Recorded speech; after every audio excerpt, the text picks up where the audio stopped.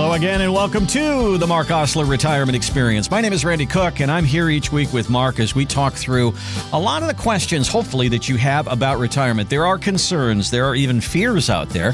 Some people get really excited to get into retirement. Others are kind of going with a little bit of dread, kind of tiptoeing in, wondering how this is all going to work. And that is why we have this show, is to say, okay, there is somebody there to help you put it all out down on paper and say, here's where we can go. Here's what we do the first year, the second year, the 5 years, the 10 years, and have it actually written out in a plan for you that you can follow. Mark, how are you doing today? I'm great, Randy. What a fantastic day to talk about financial data, maybe some world news out there. Mm-hmm. What do you have for me, Randy? Okay, so I don't even want to try to figure things out anymore, Mark. It's just, there's bad news, market goes up. There's good news, market goes down. I don't even understand anymore. That's really actually an interesting topic. Is I think that the stock market used to reflect what the economic conditions are and what the financial stability of people are. We used to have that. And now the market seems to be out there on its own. It's all speculation. It's people looking 6 months and a year down the line. Where are we going to be with AI? Where are we going to be politically? And that's where the trading is right now. It's kind of a different dynamic than it was maybe 5, 10, 20 years ago, isn't it? Big time. We live in a different world. Yeah.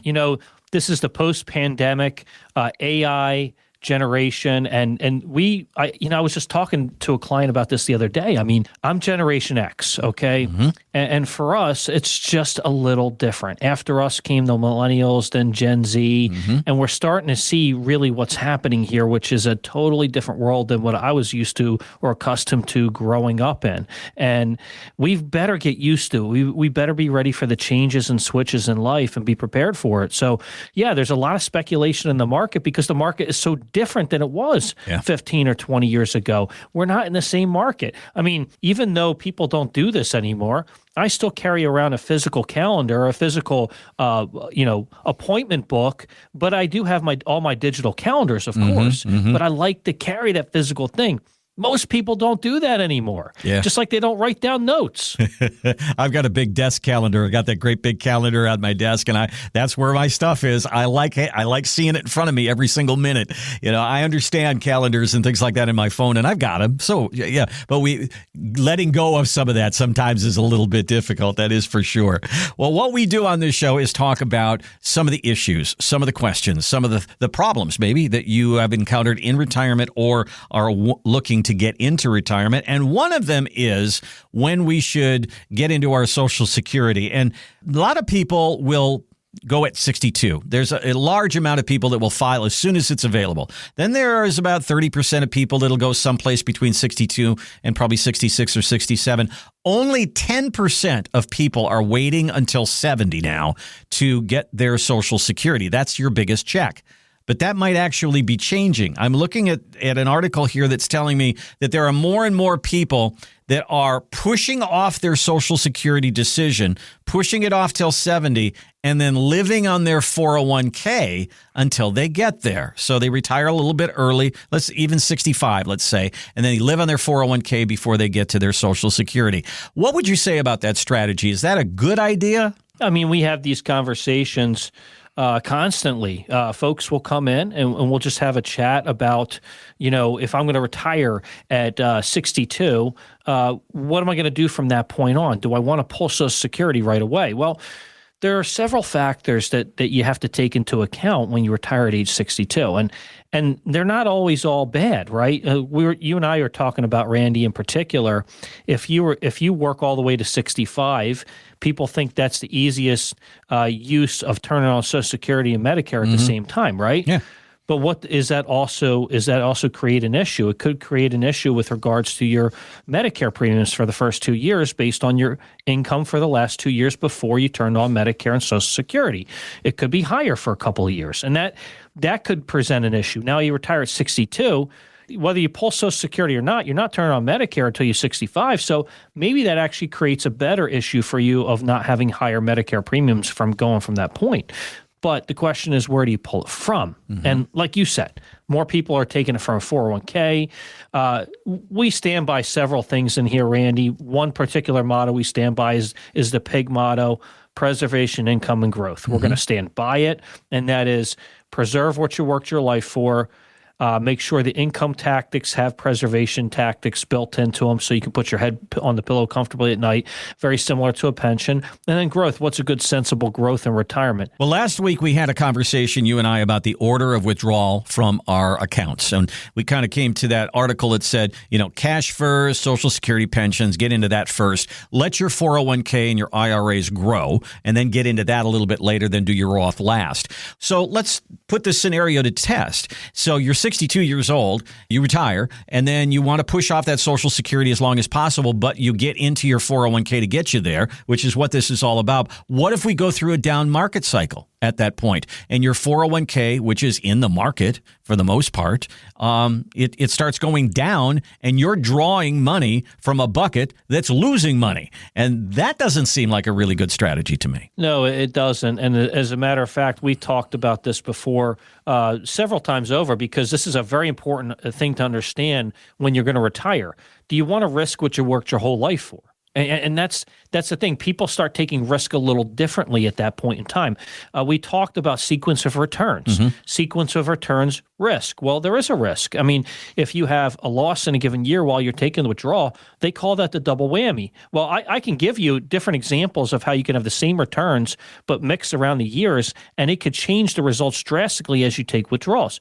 And that's true as well. And the two things you don't want to experience either right before retirement or in retirement are recessions. The 2000 to 2002, the S&P dropped 49%. 2007 to 2009, S&P dropped 56.5%.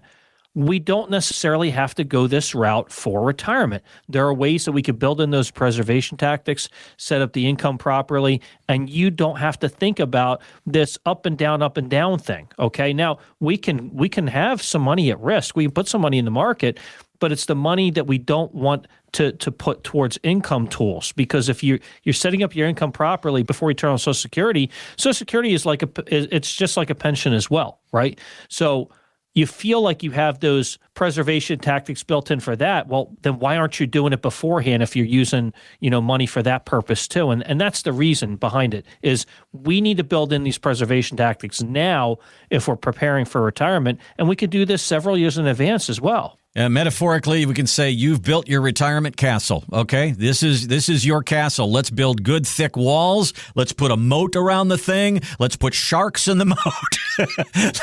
Let's build a nice drawbridge to get through.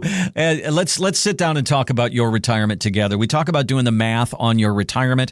Give Mark a call. Let's sit down. It's a no cost, no obligation look at your retirement, which means this: give him a call. Get a date on a calendar, then you come in and say, okay, this is what I've done to save. It's a 401k, and I have a condo over here that I've been renting out, and that's giving me some income. Or I've bought stock, I've done this, I've done all this stuff that you've done over the years to get ready for retirement. What does it mean on a monthly check? What does it mean to you on preservation, income, and growth? Let's figure that out.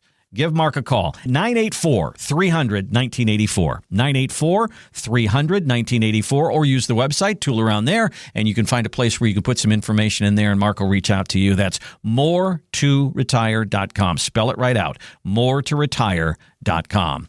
Well, there was a movie a few years ago, a lot of years ago. It was called Poltergeist. You remember that little blonde girl? And she'd go, "They're back," and the ghost would be there. Okay, so you remember back during COVID, we got right out of COVID, and all these people decided to retire. I ain't going back.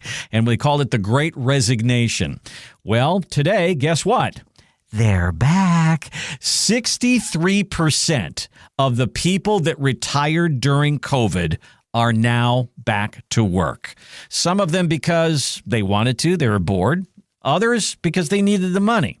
So this brings up an interesting scenario, Mark, because if somebody retires, many times they'll trigger their Social Security. They'll start drawing from their retirement accounts, and then they come back to work. Does that cause a tax problem?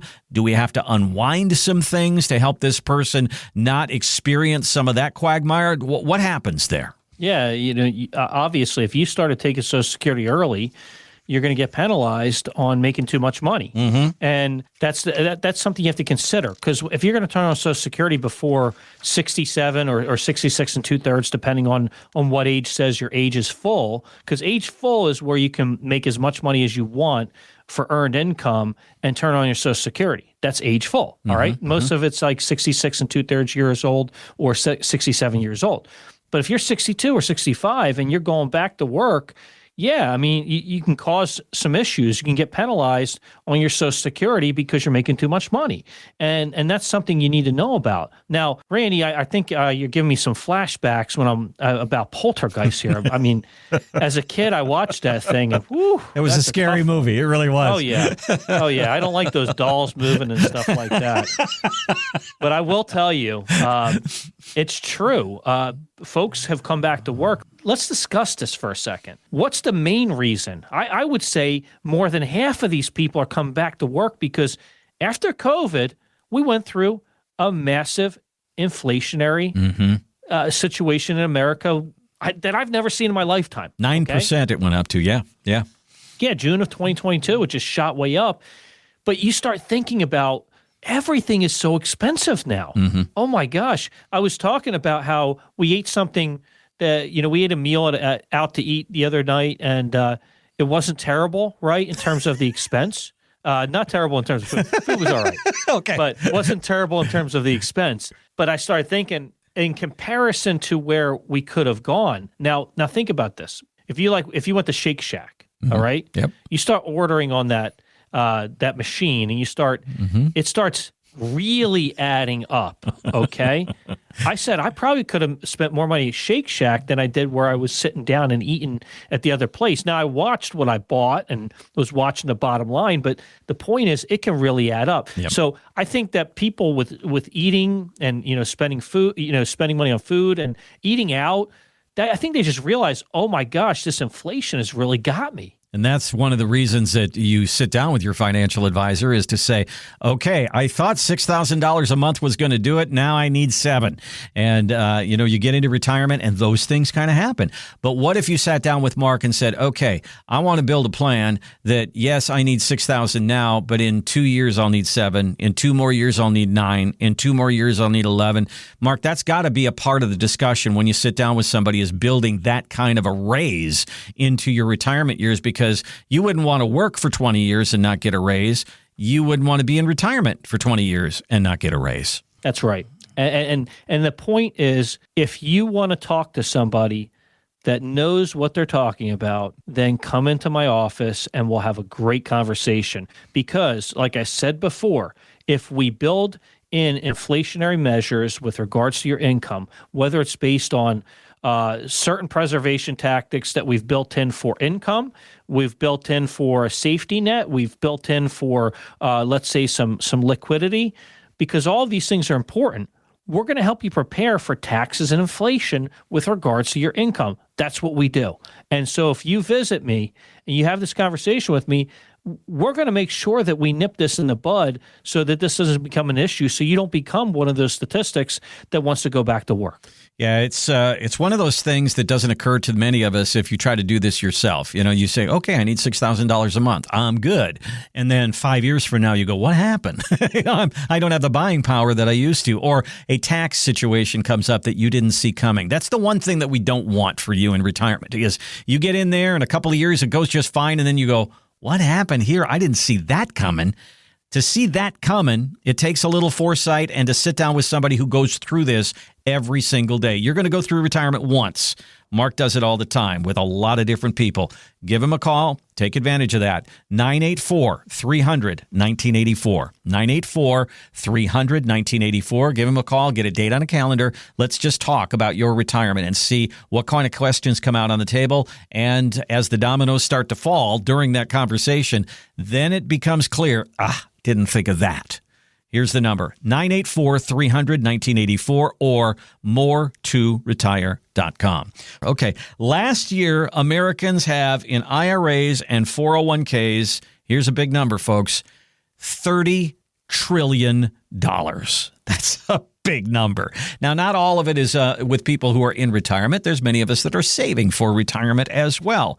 But how do you take a tax-infested vehicle like a 401k, like an IRA, and make it into a paycheck in retirement? All this stuff that you've done to save for retirement, how does it pay you? So, Mark, that is one of your big questions. One of your big challenges is income in retirement. How do we go about that? Yeah, so if you're talking about being prepared for income in retirement, let's just say you have a few years before you want to retire.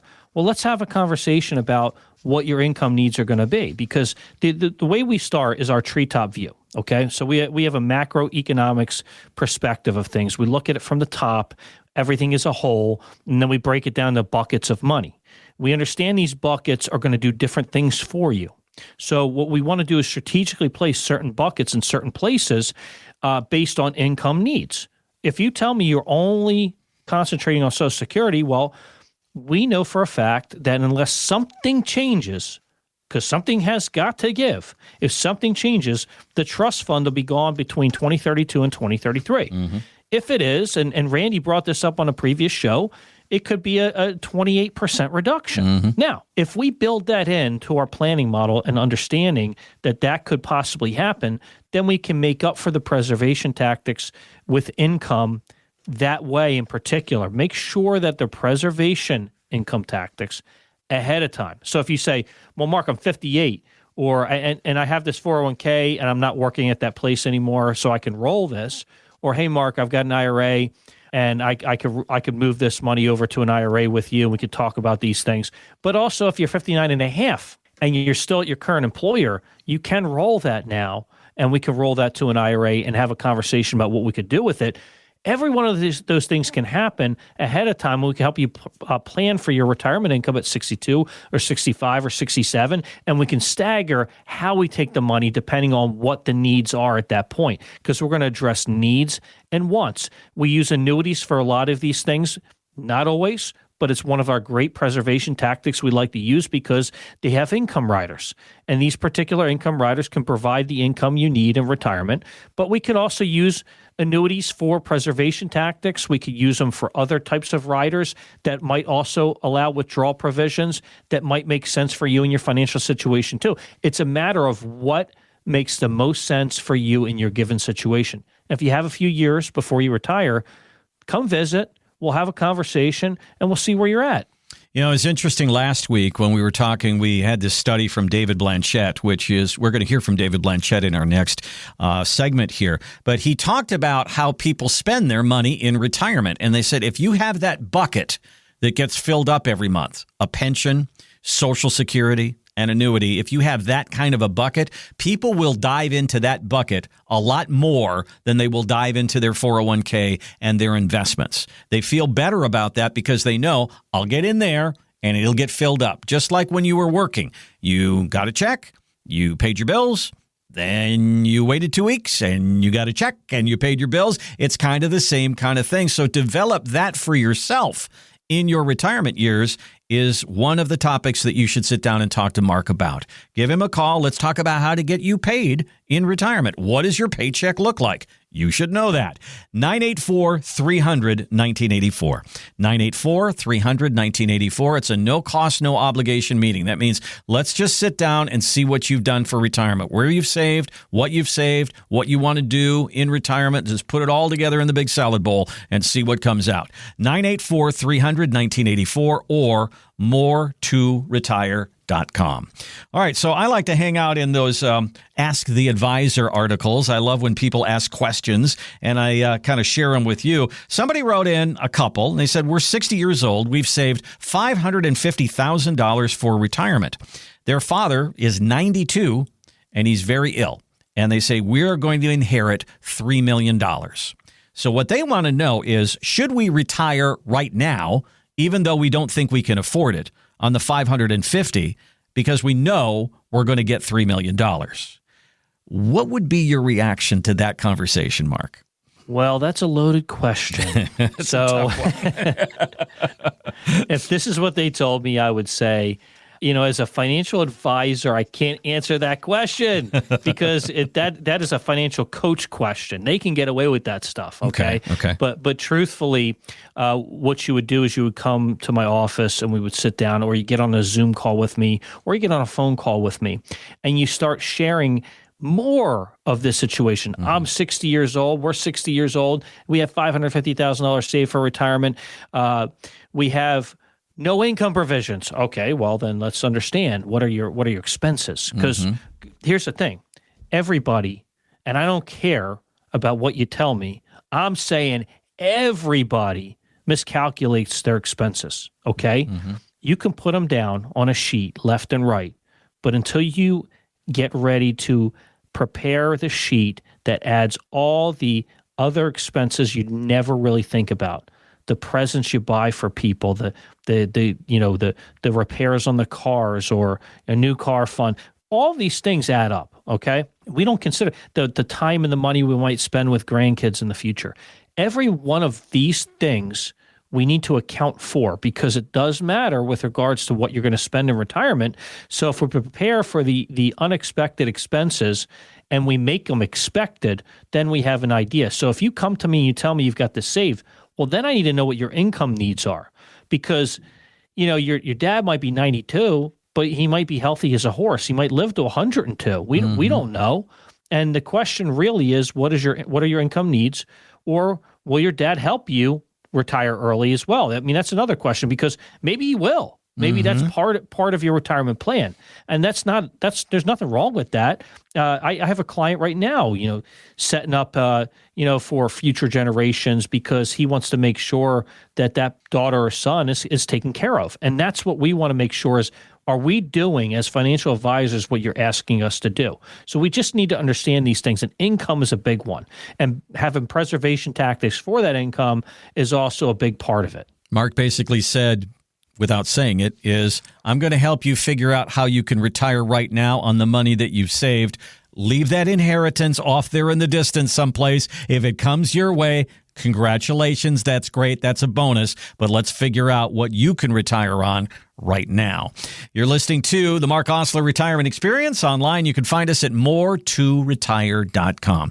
Tool around the website. Go through there. You're going to see a place for you to put some information in there. And maybe there's a question. I have a question about Social Security. I don't have anything, ready for taxes. I don't know what I'm in for. I don't have any legacy kind of planning like you talk about inheritance. I don't have any of that. I think there's a few boxes I need to check off. Let's have that meeting. Give Mark a call. 984-300-1984. 984-300-1984 for that no-cost, no-obligation meeting about your retirement, or use the website, which is more2retire.com. Well, there's a pretty big adjustment that we all have to make when we get into retirement, and it's hard for almost everybody, and it's not figuring out what to do with your time. We'll tell you what it is and how you could maybe solve this problem coming up next on the Marc Oslar Retirement Experience.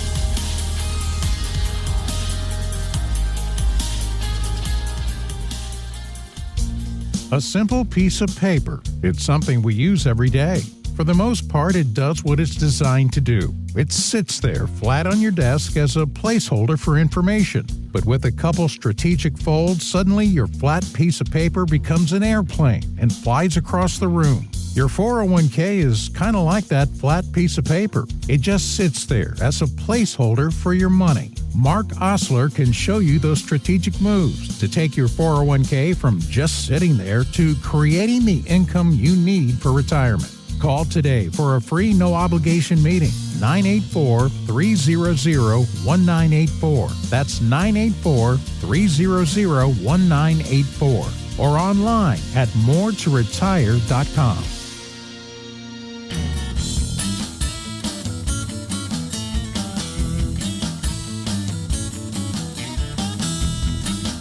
And welcome back to the Marc Oslar Retirement Experience. Online, it is more2retire.com. Hey, if you're interested in the show here, you're kind of liking what you're hearing, you want to hear a little bit more, that's okay. We have a podcast, iTunes and Spotify. Just look up the Marc Oslar Retirement Experience. You'll find it right there. You'll hear this show and many past shows as well. And then give Mark a call, just kind of understanding what you're up against, and that probably generates some questions for you. give Mark a call, 984-300-1984. Well, when we're in our working years, hopefully we're accumulating into our retirement accounts. We're dumping money in there, 401ks, and also other things too. But then when you get into retirement, you have to start spending that money. And that can be a hard adjustment for an awful lot of people. This is David Blanchett. He's on a podcast called Decoding Your Money. And he said this can be a struggle. We are not trained to spend from portfolios. We spend 30 or 40 years of our lives saving money for retirement, dreading the idea of that balance going down, right? And then all of a sudden we get to retirement and it's like, oh, you're supposed to deplete this portfolio. You know how long you're going to live. You know what the markets are going to do. And if you spend too much, you're going to work at Walmart when you're 90. Like, we don't have a system that I think is well designed to really maximize how people utilize their savings in retirement. Mark, I was watching a video of a guy who had retired, and he was 5 years into retirement, and he was like 60 years old, so he retired pretty early. He was out hiking in the desert, and he seemed like he was happy. And he said, I'm going to sit down and talk to you now about the 5 things that were surprising to me in retirement. The number one thing was watching his balance go down. He said, that's really uncomfortable, really uncomfortable. And I can understand that. So my question to you is it okay to get into principle and see that balance go down?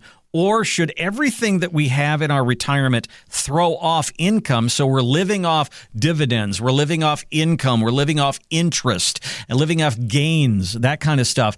Tell me about the adjustment of watching our money go down. Sure. This is a topic of discussion that comes up, and I have some clients that they have so much money saved, it's not going to be a big deal, right? Okay. Mm-hmm.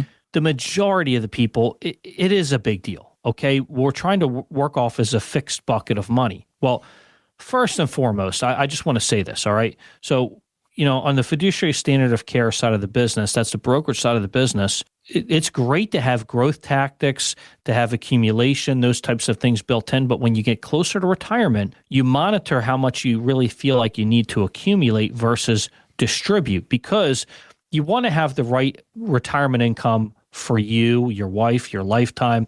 When you're talking about building it for inflationary tactics, so you make sure that you're prepared for that, make sure you're prepared for taxes. Here's the thing. If you have all your money, let's just say we use Fidelity as our custodian.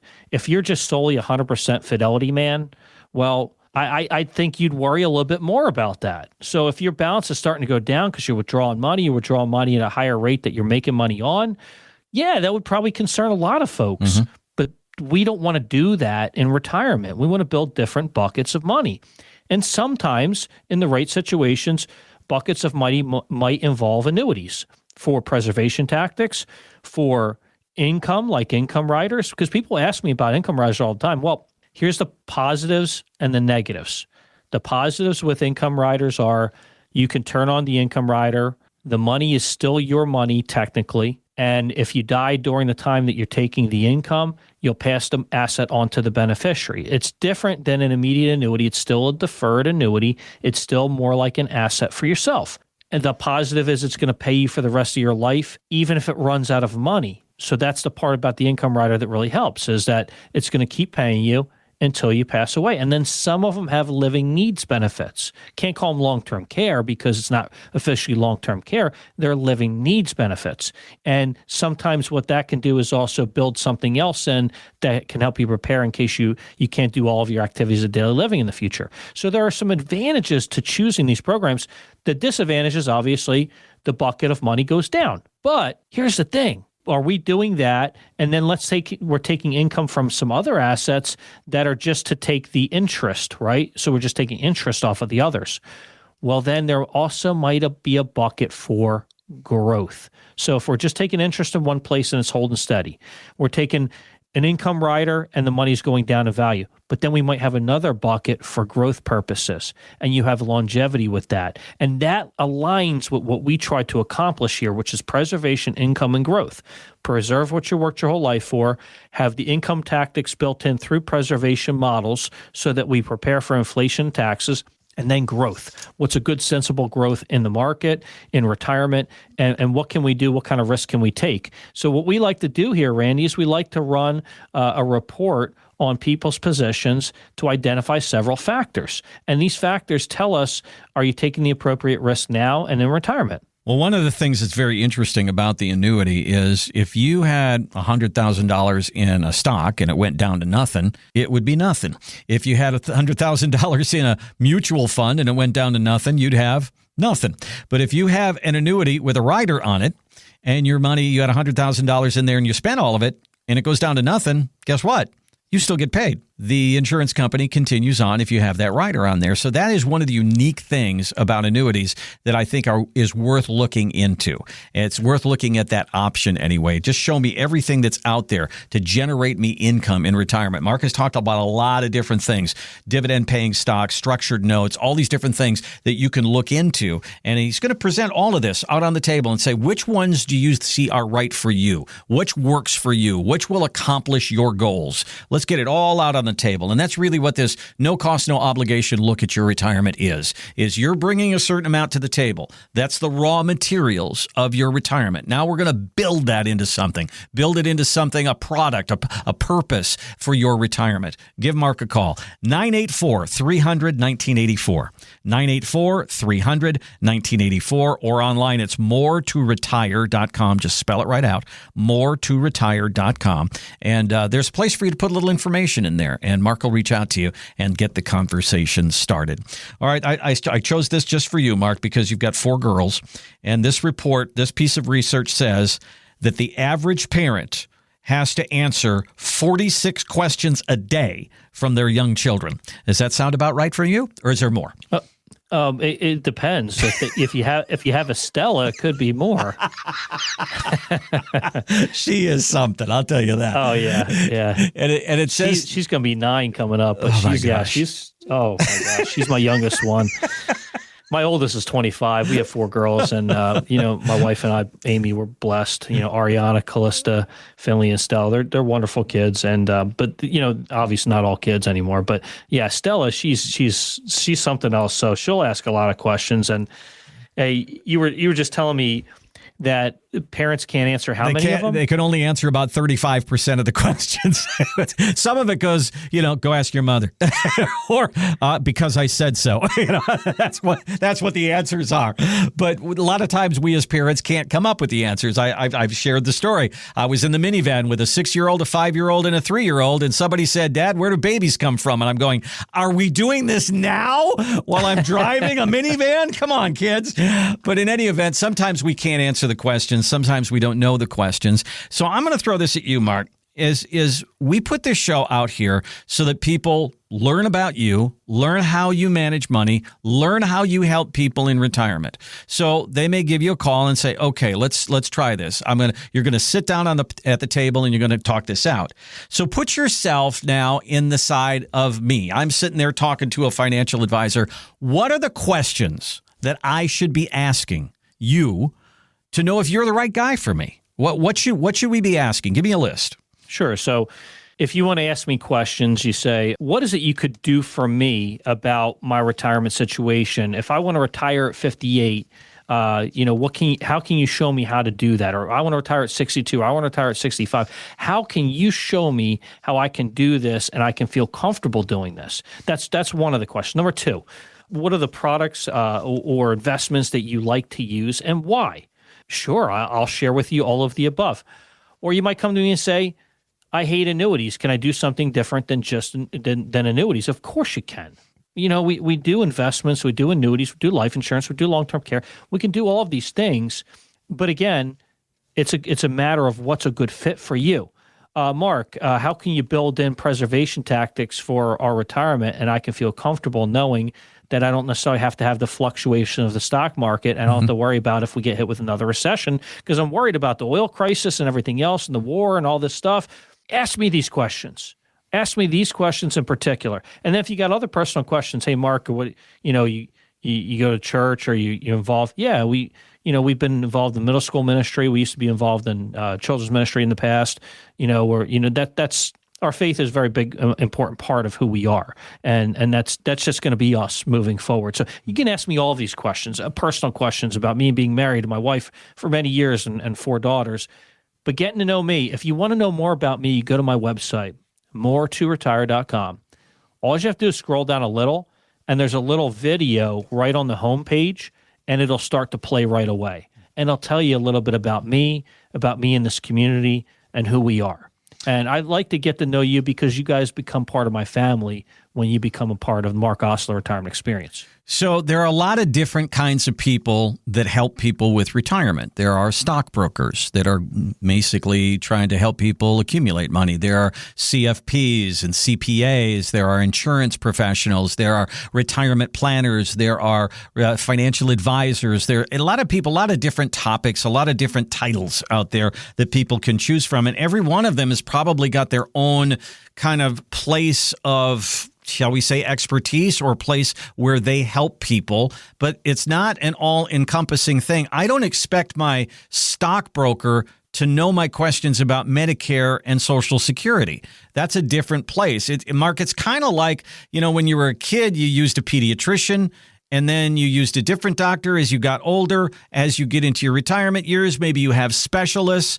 It's kind of the position that you're kind of in, isn't it, Mark? Because you specialize in helping people retire and helping them through that process. It's a whole different skill set, isn't it? It is. I mean, my title is a financial advisor. I think it's pretty appropriate because we want to understand the overall financial situation, break it down, and really just get to the crux of it and get the answers on the paper for you so that you can feel comfortable about what you want to do now and in the future. Because what we want to do is make sure that we're prepared for adjustments, switches, and changes as things shift and change. Now, I remember I bought a book of business in Sanford during COVID, and I had obtained some clients. And I remember recently there was several annuities in there I didn't like in this portfolio that I bought. Mm-hmm. All right.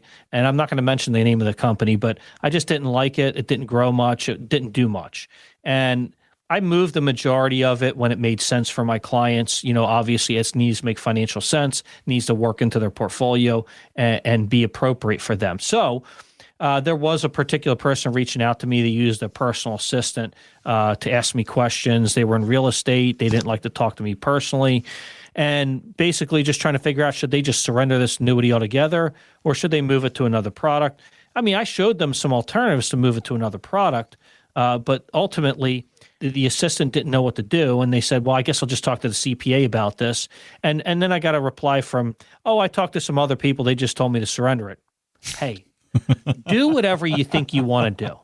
But I'm just going to tell you, from the insurance side of the business, I've understood annuities for 25 years, mm-hmm. Okay? This is what we do in terms of retirement products. And then in terms of investments and things, I'm a financial advisor. Mm-hmm. So this is what you come to me for. And if you want my advice, I'll give you my advice, and I'll give you several pieces of advice. But ultimately, if you start going to other professionals that are not experts in this area, and sometimes they say just run or don't do it, or I hate those things, or I don't like that, or I don't like that. Well, it's either they say that because they really don't like it or because they don't understand it. And if you want to understand it, I'm here to share that information with you. It was interesting. A couple of weeks ago, I had a story from Financial Advisor magazine. And the financial advisor who was being interviewed said, there are people coming to us asking for something that I can't give them. And what he was basically saying is we have to embrace the insurance side of this business because people, yes, they want their money to grow, but they don't want to have that risk of losing so much of that money because 2008 and 2000 is still fresh in these people's minds. And they know what it is to have their accounts get cut in half. And they don't want to have that happen when they're in their retirement years. So they've got to have, as Mark says, that preservation tactic to their portfolio. So let's sit down and talk about all of that. I mean, when you think about where you can put your money, there's the banks, there's the market, there's the insurance companies, and there's real estate. What else are you going to go to? I mean, those are really the four places that you can choose from. Maybe it's a little bit of everything. Maybe it's more of an emphasis in one place. Let's figure out who you are and who you want to be in retirement and try to help you get there. Here's our number. It's 984-300-1984. 984 844-300-1984. What does that do? That gets you a meeting with Mark, which is no cost and no obligation. Basically saying, what have you done for retirement? What have you saved? Where is it? Is it working? Is it going to do what you want to do in retirement? If it's not, if there's gaps, let's fill them.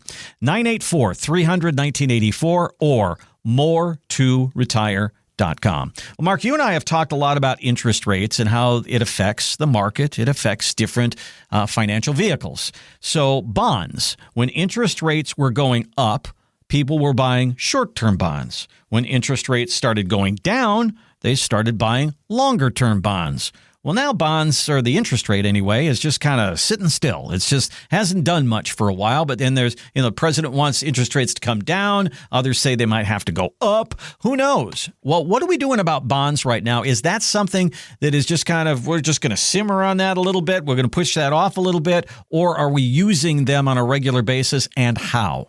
Well, you and I just talked about this earlier in the show. We talked about how 15, 20 years ago versus now the market is totally a different place. Yes. When I first got in this business 25 years ago, I had several clients and people I would come across that had bonds, okay? Mm-hmm. And these were long-term bonds, just depending on if they were munis or whatever they might be. What I can say is this, that I'm not seeing that anymore, okay?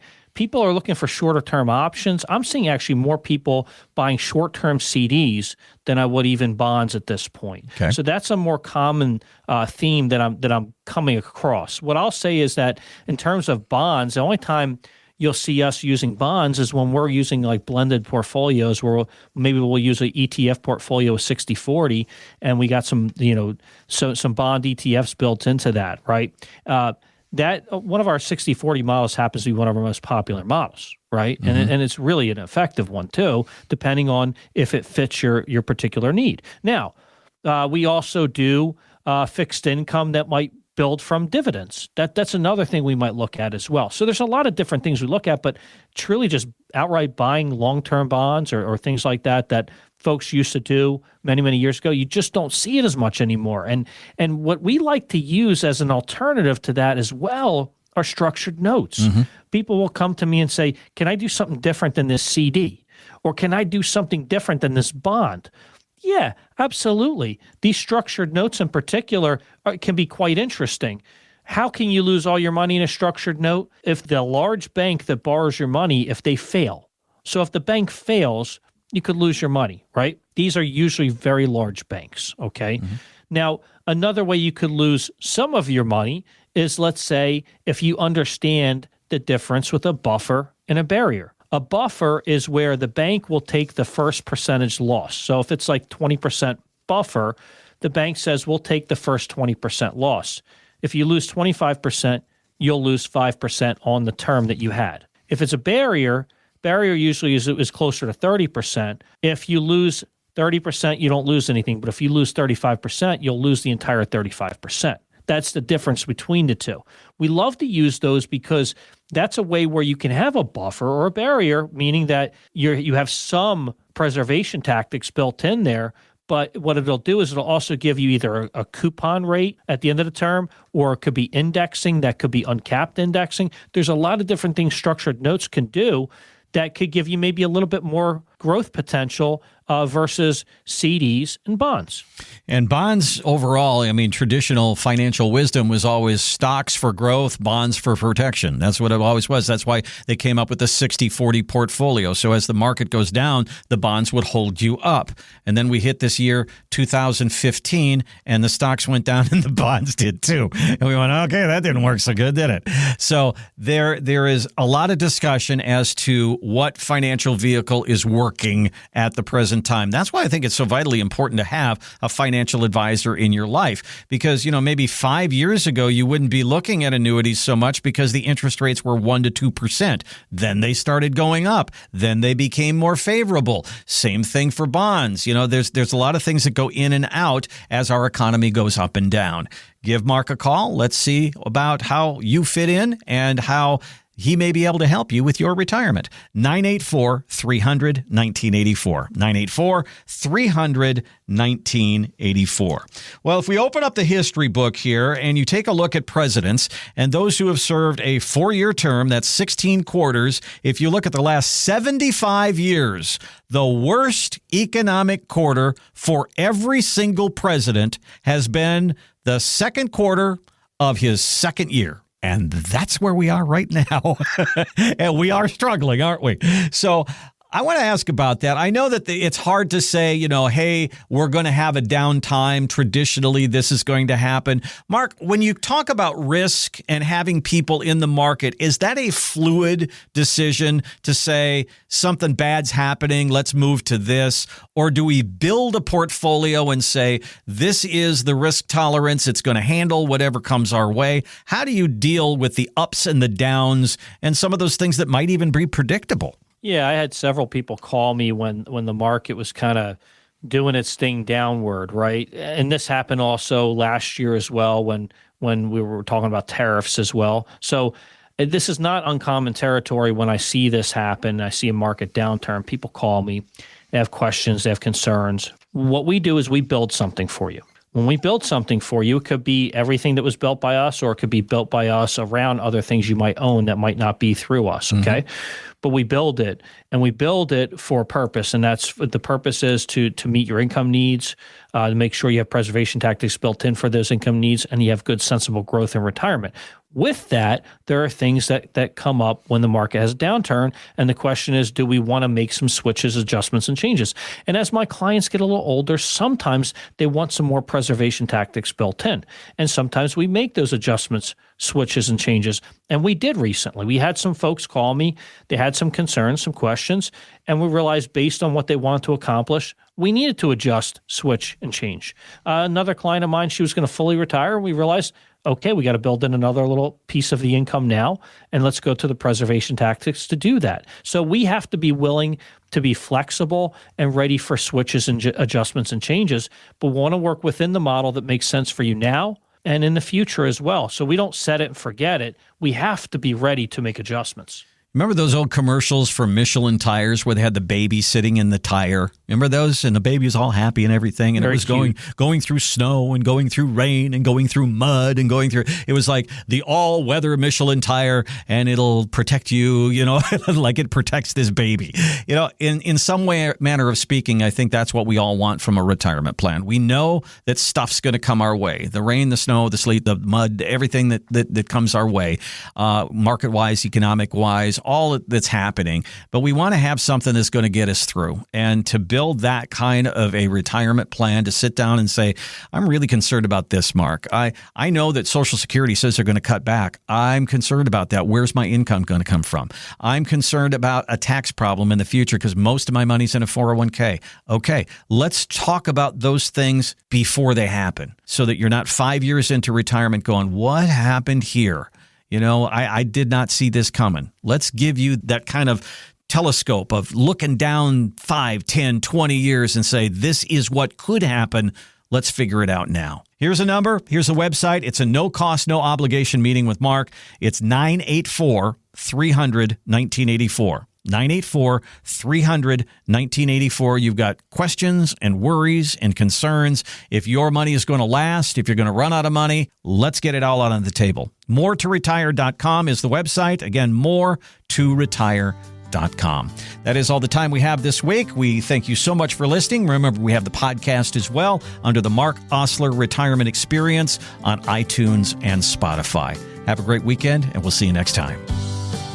Insurance products are offered through the insurance business Marc Oslar Retirement Experience. Marc Oslar Retirement Experience is also an investment advisory practice that offers products and services through Impact Partnership Wealth LLC, a registered investment advisor. IPW does not offer insurance products. The insurance products offered by Marc Oslar Retirement Experience are not subject to investment advisor requirements. Investing involves risks, including the potential loss of principal. Any references to protection, safety, or lifetime income generally refer to fixed insurance products, never securities or investments. Insurance guarantees are backed by the financial strength and claims paying ability of the issuing carrier. This radio podcast is intended for informational purposes only. It is not intended to be used as the sole basis for financial decisions, nor should it be considered as advice designed designed to meet the particular needs of an individual situation. Marc Oslar Retirement Experience is not permitted to offer, and no statement made during the show shall constitute legal or tax advice. Our firm is not affiliated with or endorsed by the U.S. government or any governmental agency. The information and opinions contained herein are provided by third parties that have been obtained from sources believed to be reliable, but accuracy and completeness cannot be guaranteed by Marc Oslar Retirement Experience. Market Guard is a firm that provides investment signals as well as portfolio allocation recommendations for a wide variety of model portfolios. Market Guard does not offer advice or enter into fiduciary relationships. Please remember that converting an employer plan account to a Roth IRA is a taxable event. Increased taxable income from the Roth IRA conversion may have several consequences. Be sure to consult with a qualified tax advisor before making any decisions regarding your IRA.